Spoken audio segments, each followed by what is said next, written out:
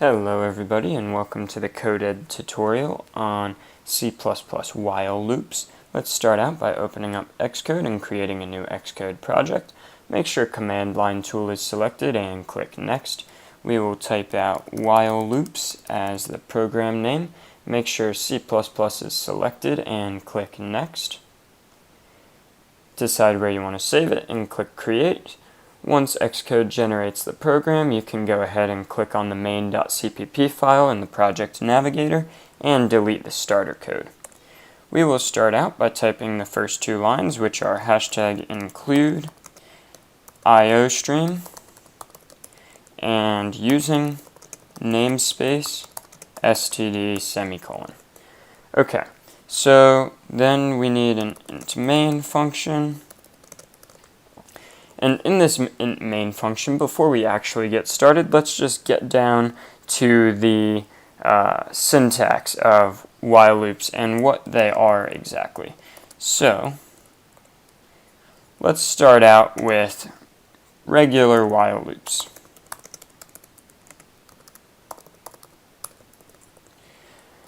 So what does a while loop look like? Basically, it looks a lot like an if statement.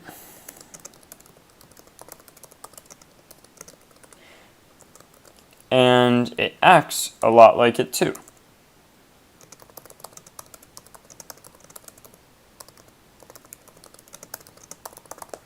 So basically what happens is it is a while loop and there is a conditional here, just like the conditionals used in if statements.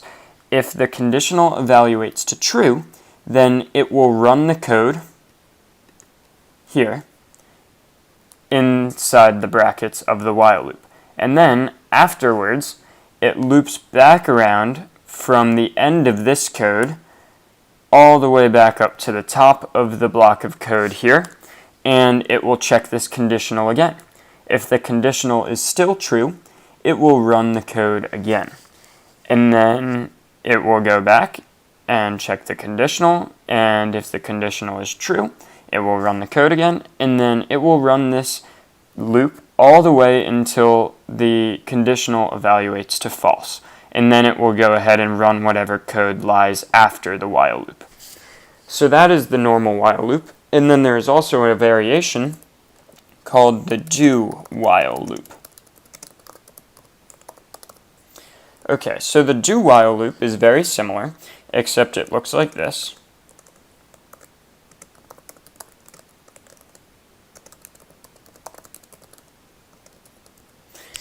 And basically, hold on.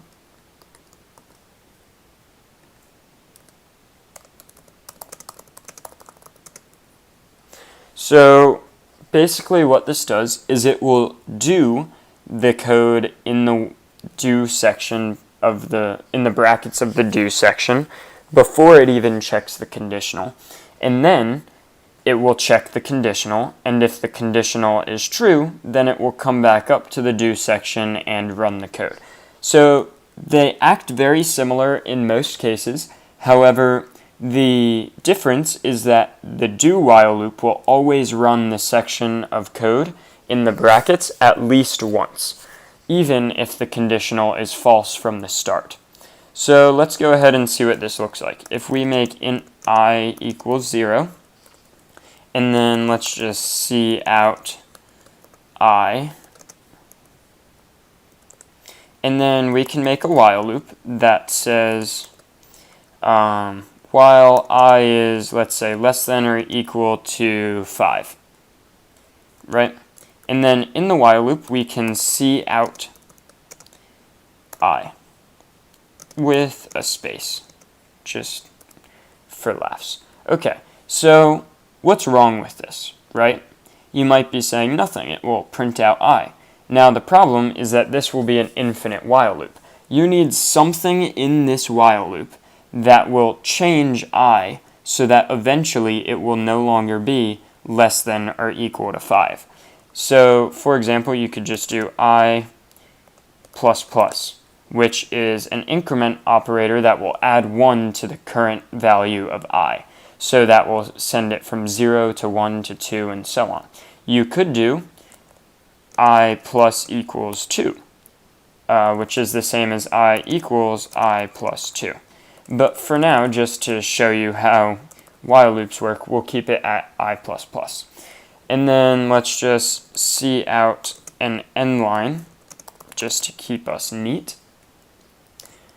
And let's write the same while loop in do while form. So do, let's comment these out, do while. So with the do while, we can make an j equals 0, see out j, and do, let's say we want to see out j with a space, just like the other while loop. And then we want to do j plus plus, which will increment j by 1. And then for the while loop part, let's say we want the conditional to be the same thing. So j is less than or equal to 5. Let's clean that up, and don't forget the semicolon. And then let's see out an end line just to keep it neat. Let's go ahead and run this code.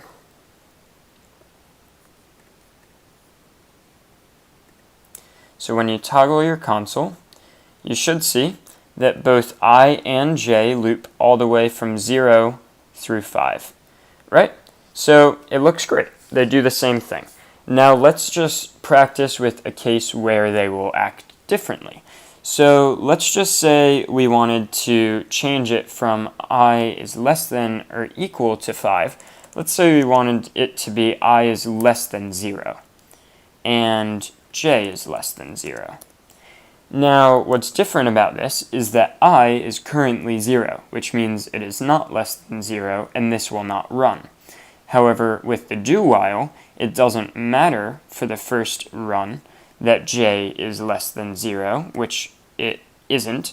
So it will run this do section anyways, and then we'll run the while and check, and if it's true, then it would loop back, but it's not. So let's just see how that works.